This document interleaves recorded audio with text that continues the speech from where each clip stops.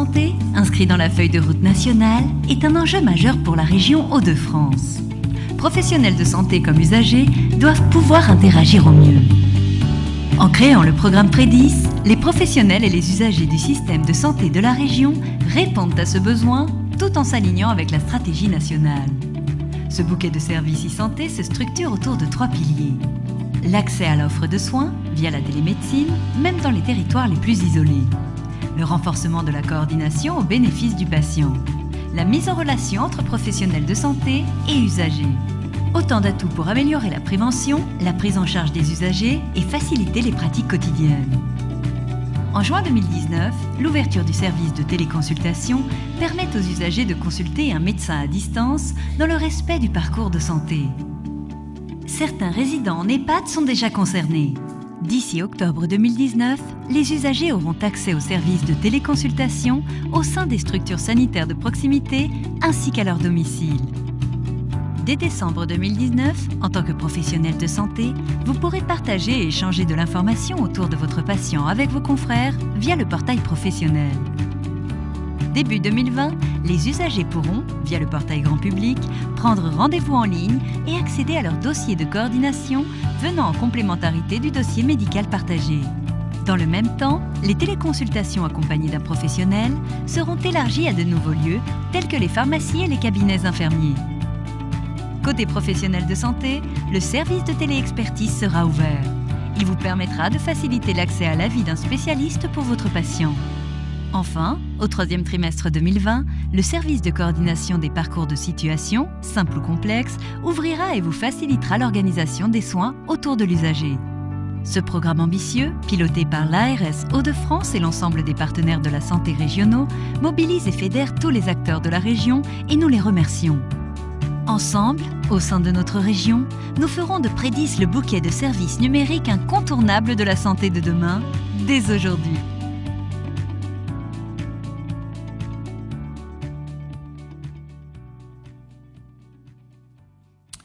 Bien.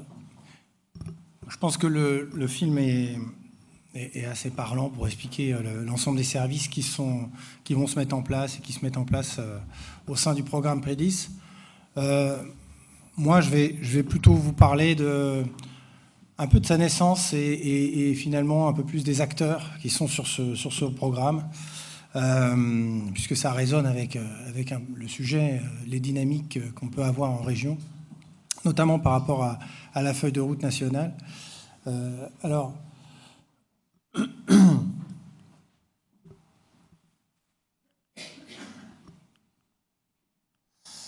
Alors, juste dire que avant Prédis, avant la question du numérique, on a d'abord un projet régional de santé. Et à la direction de la stratégie, j'ai aussi en charge le pilotage du projet régional de santé. Alors, la région des Hauts-de-France, on le sait, une région qui est très fortement marquée par les inégalités sociales et territoriales de santé. Ça, c'est le fil rouge de notre PRS. Ça concerne toutes les problématiques de santé publique, mais ça concerne aussi, bien sûr, la question du numérique. J'y reviendrai. Dans les leviers, l'un des leviers essentiels, et je rejoins certaines paroles de Dominique Pont tout à l'heure, la question de la prévention, la manière aussi de faire de la prévention, c'est un levier essentiel. Faire que l'acteur, que l'usager soit auteur de sa santé, lui donner des outils, l'aider à l'être, mais ne pas lui confisquer ses initiatives. C'est un élément essentiel. On a tellement de connaissances, de publications sur les échecs de la prévention, où effectivement on a beaucoup pensé pour les gens, ce qui était bon pour eux, et pas assez, ou alors peut-être plus de mal à appliquer dans notre pays des méthodologies de marketing social, entre autres. Et ça, c'est un des leviers majeurs pour l'amélioration de la santé dans la région. Autre sujet, en lien très fortement avec le numérique, la question de l'accès aux soins.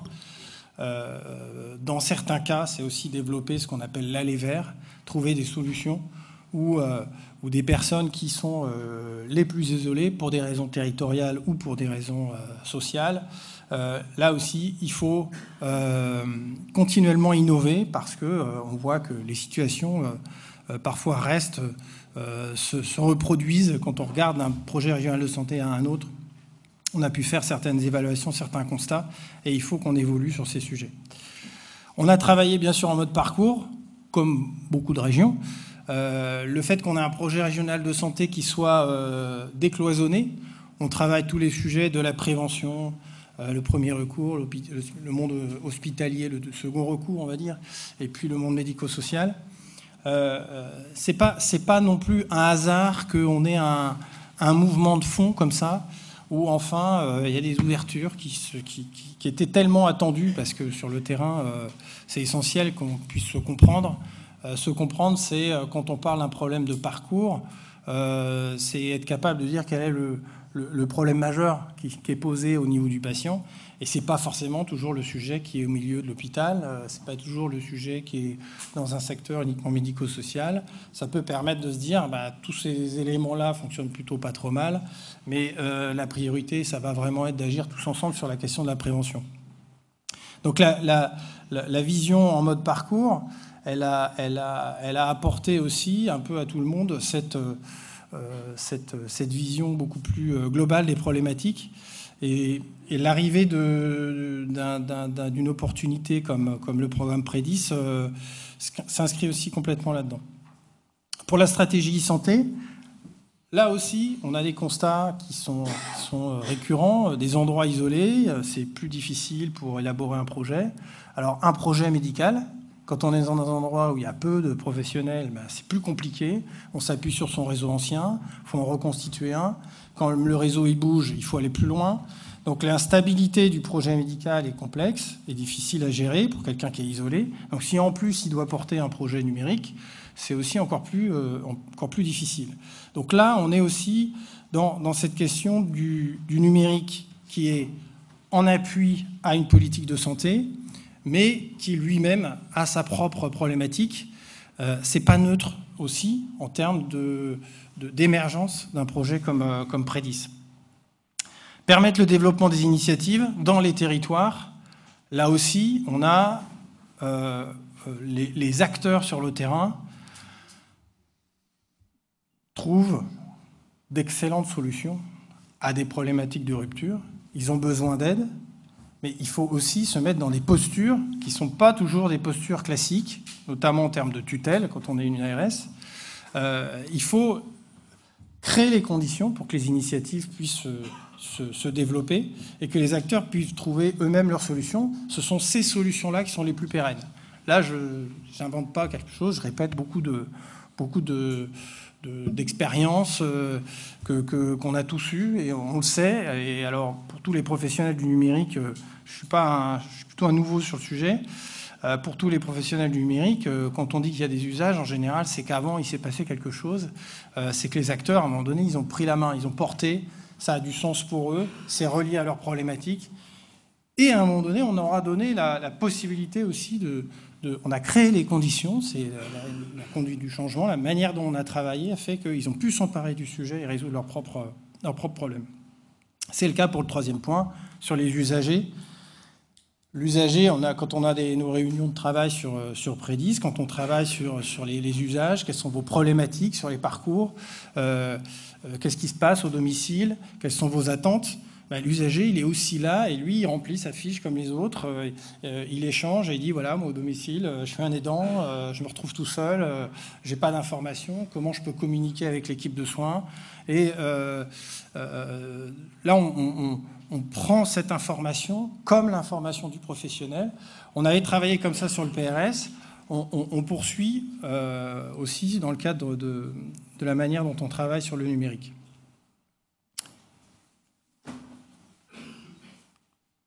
C'est par là. Alors, créer les conditions d'une dynamique.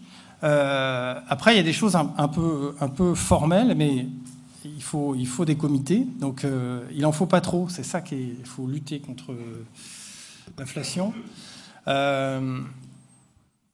Il faut surtout arrêter les trucs qui ne marchent pas, ça c'est très compliqué.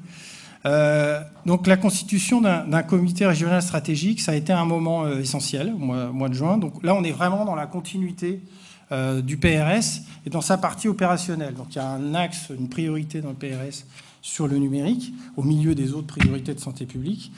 Et puis on a ce corps 6 qui représente tous les professionnels de la région qui s'emparent du sujet. On est une région qui s'est regroupée, il y avait la Picardie, le Nord-Pas-de-Calais, donc on a mis en place un GIP unique. Ça, on l'a fait un peu de manière un peu à marche forcée, parce qu'il fallait quelque chose pour une politique cohérente. Là, il fallait une maîtrise d'ouvrage, une assistance à maîtrise d'ouvrage régionale, et puis donc l'élaboration du schéma directeur. Jusque-là, c'est des choses qu'on trouve bien sûr dans d'autres régions. Je n'avais pas prévu l'intermède musical, mais on peut le...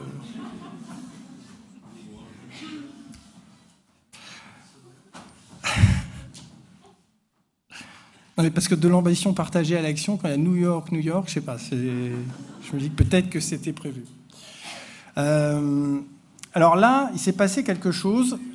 Là, moi pour expliquer comment ça s'est passé, je pilote le PRS et j'arrive sur le numérique.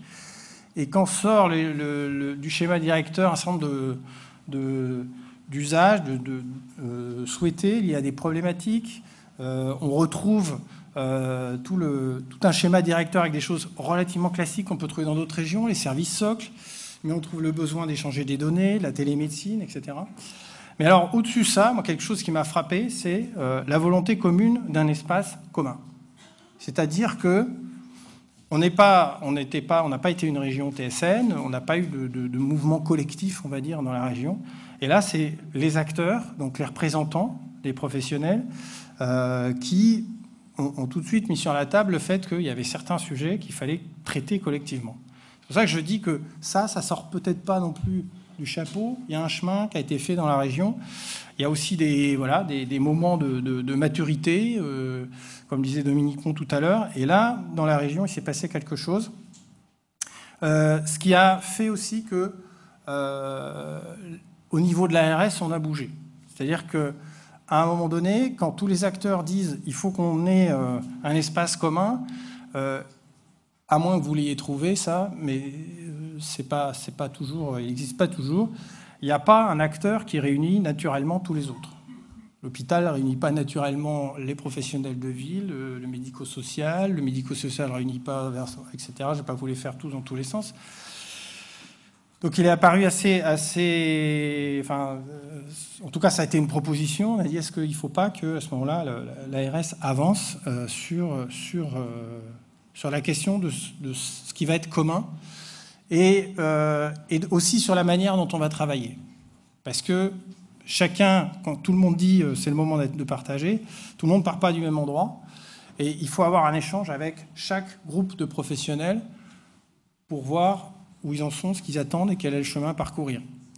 Quand on parle avec les professionnels du médico-social, dans le champ du handicap, mon premier problème, je perds de vue la personne en situation de handicap quand elle est prise en charge à l'hôpital. On peut apporter de l'expertise pour qu'elle soit mieux prise en charge, mais j'aimerais aussi savoir ce qui se passe quand elle est prise en charge, à quel stade elle est, comment je peux intervenir, comment on peut échanger. J'ai aussi besoin d'avis d'expertise.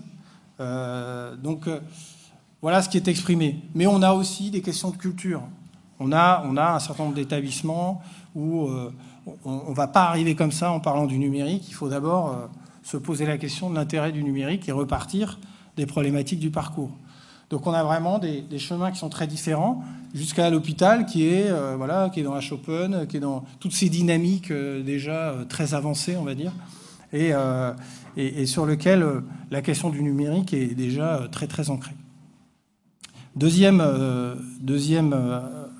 aspect, deuxième constat à ce moment-là, c'est le fait d'un vivier de projets innovants et un vrai potentiel de synergie. Donc chaque acteur avait des expérimentations, avait des projets déjà en construction. On ne construit pas un projet d'une ampleur régionale comme ça avec tous les acteurs, avec des échéances aussi tendues. Je ne diminue pas, l'ambition elle est très élevée, mais on ne part pas de rien. Et on ne part pas sur quelque chose qu'on a construit de zéro l'année dernière. Et la mobilisation de tous, ça c'est ce que je viens de dire, j'y reviendrai.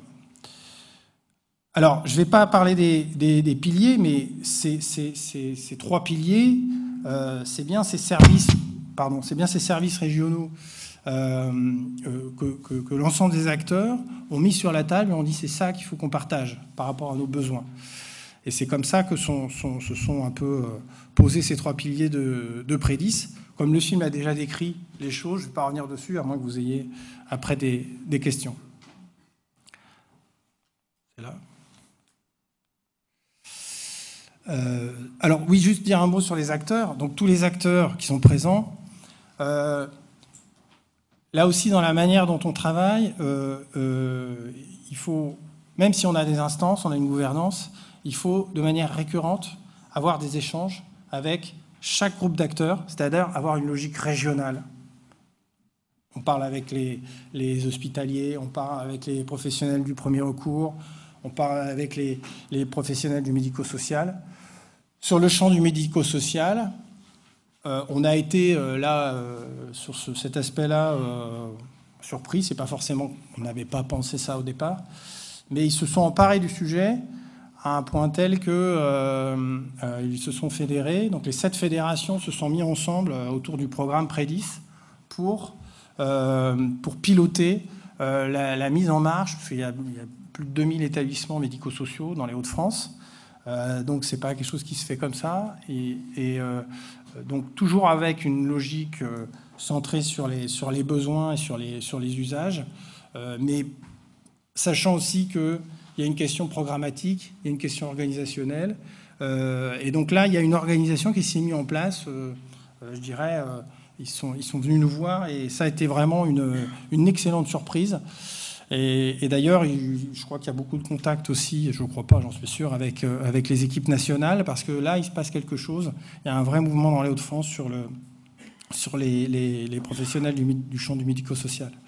Mais il faut aussi avoir des échanges avec chacune des fédérations, avec où vous en êtes, où vous voulez aller, quelles sont vos problématiques majeures. Et donc, garder à chaque fois, il y a une logique d'assemblage avec des échanges individuels et des échanges collectifs. Ça, c'est un travail qu'on continue à faire aujourd'hui. C'est constant. Donc ça, c'est une manière de travailler où on ne peut pas figer les choses. Il faut toujours s'assurer qu'on est sur les bonnes problématiques. Et sur la gouvernance aussi, même s'il y a une grande machine, il faut qu'on arrive à garder une vraie souplesse. On a une vraie opportunité sur ce projet, comme on a l'ensemble des acteurs, à pouvoir les faire travailler ensemble dès que c'est opportun. Mais vous avez vu que l'entrée dans la stratégie, ça n'a pas été d'abord celle-là. On n'a pas eu une stratégie territoriale, par exemple. Parce qu'on sait que si on attaque tous les acteurs ensemble dans chaque territoire, ça va être un coup ça marche, un coup ça ne marche pas. Ils ne vont pas tout le monde s'entendre et s'organiser, parce qu'il faut s'organiser avant. Ils ne vont pas s'organiser comme ça, naturellement. Ça, on a l'expérience de ça en ARS. Donc on sait que pour avoir un équilibre régional, on le construit avec chacun des acteurs et progressivement en fonction des différents usages. Et ça, on reste ouvert là-dessus, parce que c'est des réflexions qu'on a ensemble sur à tel ou tel moment, quand on attaque les sujets de parcours, ou même des fois des sujets de télémédecine. Où, là, on fait connecter les acteurs ensemble, parce que l'info circule, tout le monde est là, tout le monde entend ce qui se passe, tout le monde suit. Donc ça, rien que ce collectif-là, là je le dis à titre vraiment très personnel, ça produit des choses. Ça produit des choses qui sont très positives. C'est-à-dire qu'on n'est plus dans un système où on est... je dirais qu'on ne fait pas forcément des projets médicaux qui vont être plus fous qu'avant, seulement ils sont forcément faits ensemble. Donc il y a un moment donné, on est toujours attentif à faire qu'il y ait bien ces échanges. C'est pas toujours une mince affaire, mais c'est un point majeur.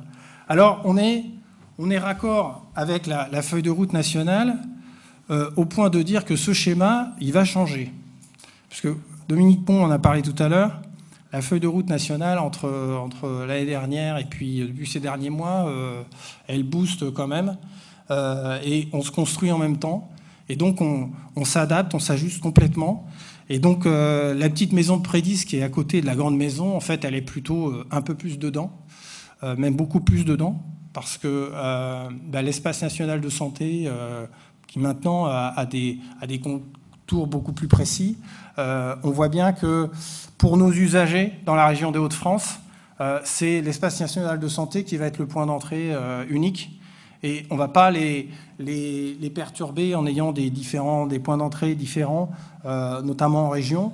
Et par ce point d'entrée, ils vont retrouver les services régionaux. Vous voyez bien, on est dans la construction d'un des sujets que vous soulevez ce matin, de l'articulation entre une feuille de route nationale très structurante et des dynamiques régionales qui, elles aussi, nous, c'est un peu fractal, hein, cette histoire. Nous aussi, on se pose la question de ne pas construire, c'est pas des services fermés, Prédis, c'est pas un monde fermé, c'est pour ça que c'est un programme, c'est quelque chose de très ouvert. Et un des objectifs de Prédis, c'est justement on aura gagné quand on aura évidemment l'usage sur les services régionaux, mais quand on aura aussi des initiatives dans tous les territoires. On a déjà des initiatives qui sont extrêmement intéressantes et qui ne sont pas, je dirais, dans le programme de Prédis au départ. Donc on est complètement dans la feuille de route. Je ne vais pas tout redire ce qu'a décrit Dominique Pont, mais on est sur le socle, on est sur les services socles. On s'appuie complètement sur tout ce que va nous apporter et ce que nous apporte aujourd'hui la feuille de route nationale pour pouvoir mettre à disposition de la région des services que veulent porter ensemble les acteurs. Alors, un des points qu'on a eu, qui était un point commun avec la feuille de route nationale, c'est une notion de charte éthique. Alors nous, au départ, c'est quelque chose de très simple.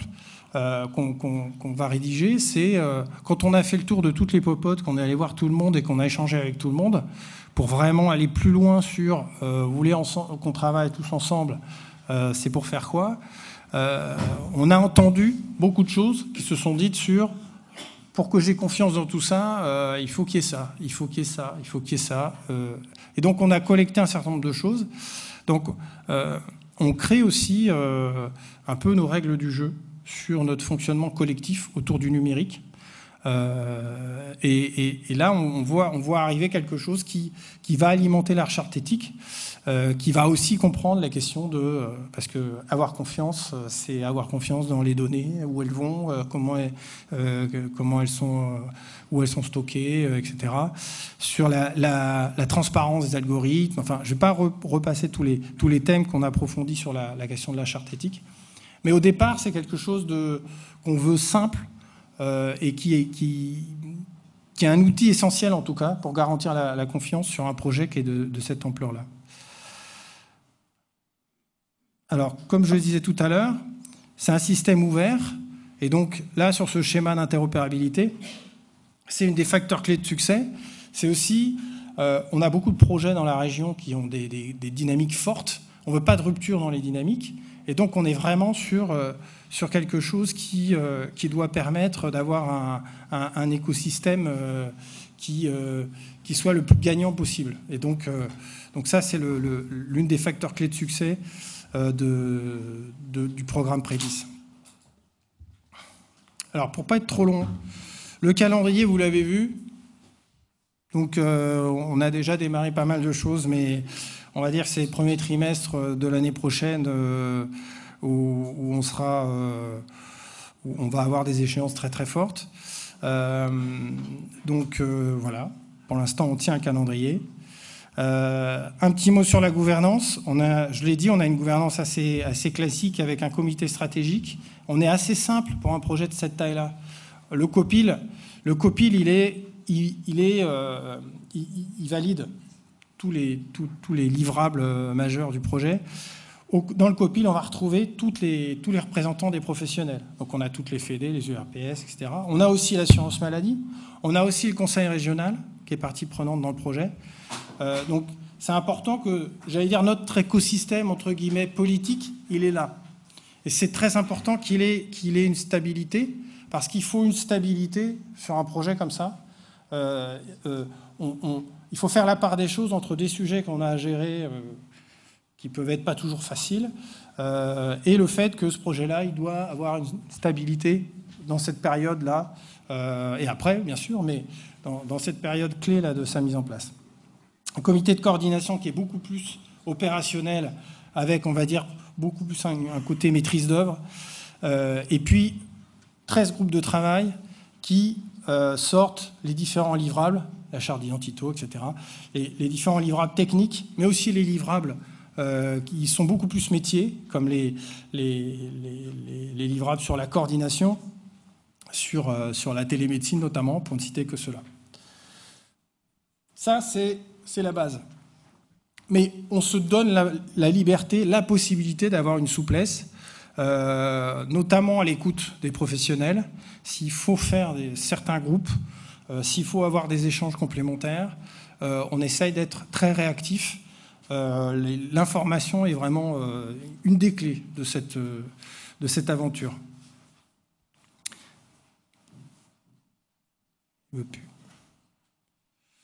Alors, sur le financement de Prédis, pour faire court, on a donc il y a les établissements sanitaires, j'ai parlé de l'Agence régionale de santé, le Conseil régional qui a des financements propres, mais qui est aussi la porte d'entrée pour les fonds européens, puisque c'est au Conseil régional qu'on dépose le dossier pour la communauté européenne, et ce dossier qui a été, à notre grande joie, reçu pour les deux régions, parce que le FEDER a encore les deux ex-régions. Donc on a déposé 2 dossiers et ça finance la moitié du projet. Donc c'est un gros financement FEDER. Donc j'ai pas de logo FEDER, mais on a la communauté européenne et dans sa dynamique de développement du numérique, c'est un projet qui compte. Je crois que c'est la fin. Oui, alors donc le directeur du GIP, Christian Huard, pour ne pas le nommer, avait l'idée du couteau suisse, ou je dirais couteau ch'ti. Et voilà, donc j'ai repris. Et donc Prédis, on est convaincu qu'il aura le même niveau d'utilité que le célèbre couteau. Voilà, je ne sais pas si vous avez des questions. Merci, merci beaucoup, Gwen Marquez. On aura peut-être effectivement une question. Alors, peut-être vous pouvez revenir sur un point, l'indicateur de réussite. Pour vous, à partir de quand vous commencez à les regarder? Puisque vous nous avez dit le premier trimestre 2020, c'est un trimestre important. Les indicateurs de réussite, vous commencez à les regarder à quelle époque et sont matérialisés, symbolisés par quoi précisément? Alors, les indicateurs de réussite, on les regarde tout le temps.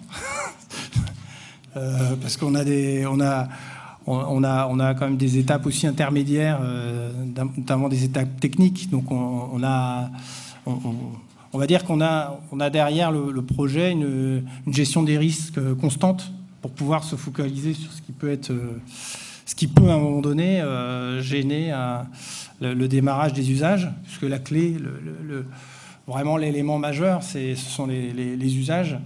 Et c'est pour ça que d'ailleurs actuellement on est très fortement tourné sur le sujet. C'est des échanges dans les territoires, c'est aussi des échanges dans les groupes qui travaillent sur les usages. Donc dans les 13 groupes, il y en a surtout 2, et un sur lequel on focalise fortement sur le recueil des usages, où on travaille vraiment à la fois à bien identifier la manière dont vont être utilisés les services, mais en parallèle, c'est là qu'il y a la question de la conduite du changement. C'est que sur un projet de cette taille-là, on ne discute pas avec 3 médecins, on va avoir à se poser la question. C'est là que... après, c'est pour ça qu'il y a des choses par moment à réorienter. C'est pour ça que sur certains usages, on va certainement revenir, je suis très prudent, sur une partie de déploiement plus territorialisée. C'est-à-dire que faire des connexions, quitter la logique de chacun des acteurs comme on a au niveau régional, qui est absolument nécessaire, dans les territoires, la connexion entre les acteurs, c'est peut-être plus pertinent de refaire des groupes avec des médecins généralistes, des hospitaliers, etc., sur certains usages, parce que c'est la connexion entre eux qui est aussi importante autour de ces usages. Donc la clé, l'indicateur clé, pour revenir à votre question, c'est bien sûr les usages qui vont démarrer. Donc les en premier workflows, trimestre. les messages échangés, Le nombre de personnes qui vont faire de la télémédecine, qui vont le nombre de lignes de vie. Donc, je vais séparer deux choses. Il y a des usages, j'allais dire entre guillemets, c'est pas péjoratif, mais c'est basique. Il faut que ça tourne, qu'il y ait du volume.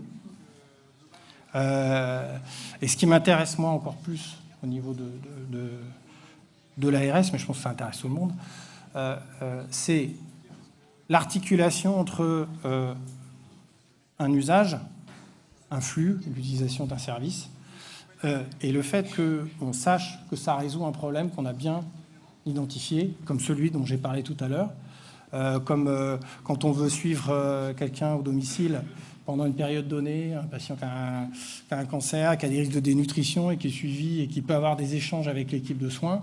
Voilà, le nombre d'échanges qu'on a avec l'équipe de soins quand on est dans une situation de dénutrition au domicile. Voilà, ça c'est un sujet très concret qui va nous intéresser sur... là, je ne peux pas quitter la casquette PRS, santé publique, qui est que là, on est complètement dans... on donne du sens au numérique, au projet, à la manière dont il va aider les gens. Moi, je boirai un coup de champagne quand il y aura un professionnel, un médecin généraliste, qui est dans une zone qu'on considère vraiment comme isolée et qui a pu avoir accès, donner accès à sa population, à des avis de spécialistes, alors que sans ça, sans ce projet-là, de toute façon, et jusqu'à maintenant, il ne l'a pas fait et il ne le fera pas, parce qu'il n'a pas le temps, il n'a pas les conditions, il ne peut pas se créer un réseau de spécialistes. Et je dirais que c'est un peu le spécialiste qui... Il y a celui qui est dans son environnement proche, et s'il est dans un endroit très isolé, il a peu de temps. Et puis, il y a ceux qui vont être en soutien ou en appui, qui sont aussi un peu plus loin. Et c'est ça que peut apporter ce projet régional, c'est la recherche de nouvelles solutions comme ça.